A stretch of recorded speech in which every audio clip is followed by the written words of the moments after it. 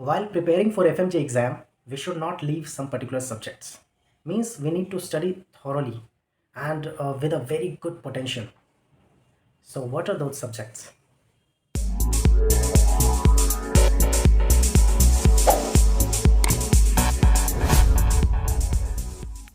Hi everyone, this side Dr. Lalit and welcome once again to Tips and Tricks session.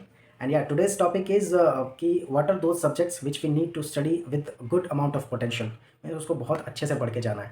See, in last video I told you कि all the subjects are necessary to study. And या that's true. But कुछ subjects ऐसे हैं जिनको हमें भूल के भी नहीं छोड़ना चाहिए. व्हाट आर दो सब्जेक्ट्स? तो उनको मैंने डिवाइड किया है on the basis of some criterias. पहला क्राइटेरिया ये है on the basis of weightage of question और मार्क्स. ठीक है, क्योंकि वो नंबर ऑफ क्वेश्चंस बहुत ज़्यादा आते हैं तो उनके बेस पे मैंने किया है. और एक वो सब्जेक्ट्स जिनका नंबर ऑफ क्वेश्चन थोड़ा कम है बट वो स्कोरिंग है. Scoring means if you will study those subjects, अगर आप वो पढ़ के गए हो डेफिनेटली यू गोना स्कोर. ठीक है, क्योंकि उनके क्वेश्चंस इतने टफ आते नहीं हैं, मतलब रेगुलर क्वेश्चंस होते हैं और यू विल आंसर इट. तो आप भी कोरिलेट कर पा रहे होंगे कि ये जो दो क्राइटेरिया है जिनके नंबर ऑफ क्वेश्चन ही ज़्यादा हैं उनको तो हम छोड़ ही नहीं सकते. वो टफ लगे हमें या ईजी लगे, definitely will have to study. और दूसरा जो स्कोरिंग वाला है उसकी अगर हम बात करें तो वो आपको लगभग 30 to 40 मार्क्स तक आता है. ये रेंज है, मतलब डिपेंड करता है how much questions they are asking and even depend करता है कि आप क्या क्या इंक्लूड कर रहे हो. तो जो मैंने सब्जेक्ट्स इंक्लूड किए हैं इसमें, वो 4 सब्जेक्ट मैंने इंक्लूड किया है मेन, तो उसको अगर आप देखोगे तो वो 30 से 40 के रेंज में जाएगा. और अगर 30 से 40 मार्क्स जो हैं वो बहुत होता है, वो 150 आपको अटेंड करने में, मतलब उतना मार्क्स लाने में आपको बहुत ही ज़्यादा बेनिफिशियल होगा. So now I will talk about those subjects. So on the basis of weightage of marks, जिनके क्वेश्चंस बहुत ज़्यादा आते हैं वो आपको ही पता है, कॉमन है. एक तो है पहला पीएसएम, दूसरा है सर्जरी, तीसरा है मेडिसिन और चौथा है ऑप्स एंड गायनी. इन चार के अगर आप क्वेश्चंस एक एवरेज में लूँ 30 क्वेश्चन का, अगर तो आप काउंट करोगे तो 120 मार्क्स हो रहा है. ठीक है, और अगर हम 40 का एवरेज लेते हैं, 35-40 प्लस क्वेश्चंस भी कई बार आ जाते हैं, तो 35-40 का अगर लेंगे तो 150 के अराउंड टच करेगा. ठीक है, तो इतना ज़्यादा नंबर, मतलब हाफ ऑफ द मार्क्स ये कंटेन कर रहा है, तो हम इसको छोड़ नहीं सकते. हमें वो टफ लगे या इजी लगे वो एक सेपरेट इशू है, बट वी कांट लीव क्योंकि इनमें नंबर ऑफ क्वेश्चंस बहुत ज़्यादा है. अब आ जाते हैं हम लोग दूसरे क्राइटेरिया पे. वो था स्कोरिंग वाला. स्कोरिंग वाले में सी और भी सब्जेक्ट्स हैं मैंने रखा है, बट फिलहाल मैं इन चार की मेन की बात करूँगा. एक तो है आपका एफएमटी, ठीक है, फॉरेंसिक मेडिसिन. दूसरा है साइकियाट्री. तीसरा है बायोकेमिस्ट्री.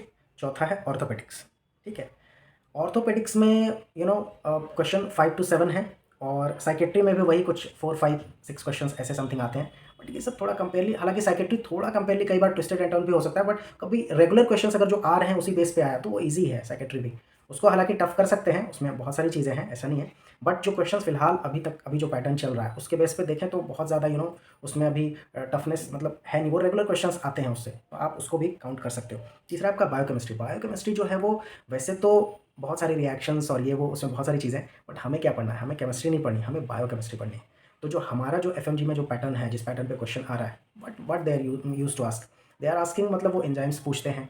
ठीक है, किस चीज़ की डेफिशिएंसी है, और या फिर वो कुछ डिजीज़ का जो हिस्ट्री है वो देते हैं, सिम्टम्स वगैरह, और उसके बेस पे या तो वो डिजीज़ पूछते हैं या फिर उसका डेफिशिएंसी ऑफ एंजाइम पूछते हैं. तो ये ईजी है. अगर इसी पैटर्न पे आ रहा है क्वेश्चन तो बस इतना ही, हमें पूरी केमिस्ट्री नहीं पढ़नी, हमें बायोकेमिस्ट्री पढ़नी है. ठीक है, तो है तो उसमें बहुत कुछ, बट जिस बेस पे वो हमें जो पढ़ना है तो उस बेस पे बायोकेम भी इजी है. आप बहुत सारे क्वेश्चन है जो वन लाइनर टाइप से, फिर वाइटमिन्स में क्या बनता है वो भी उसी बेस पे बनाते हैं क्वेश्चन.